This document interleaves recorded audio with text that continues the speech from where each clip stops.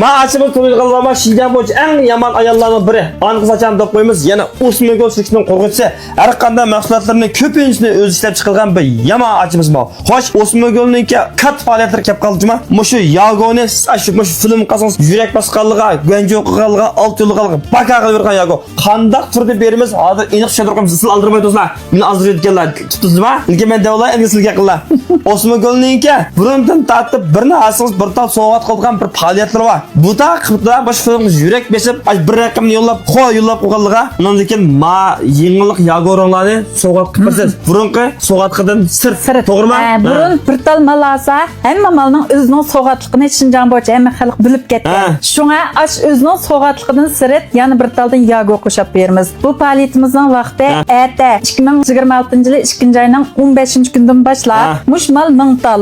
3 kun tugsa 3 kunda oxirlashtirma. Qachon tugsa shu kuni oxirlashtirma. Xo'sh, ma Yagoni Şinjan bo'yicha bir desam bo'lganmi? Endi men boshqa ko'rpaqmadim. Faqat mani birli bassangiz bunday dikil chiqadi ekan. Ma bak ham suyuqliq, ham o'ngkan. Qayya qo'yib qo'ysangiz, mashtalar turida og'izni etaman yo'q, ochiman yo'q. Yagorongiz og'iz qitib qolmaydi ekan. Bunaqa poqlab qolamiz, bunaqa shiq chiqmaydigan. Bunda bo'lmagan ma alomatni cho'tla xatam berdi. Qag'inni ma o yalpus demlik, ya'ni mana iniq pakajma mana bo'g'i dejma. Bo'g'i chirshma Yagoda shu. Ham tuzmanlashtirgan dejma.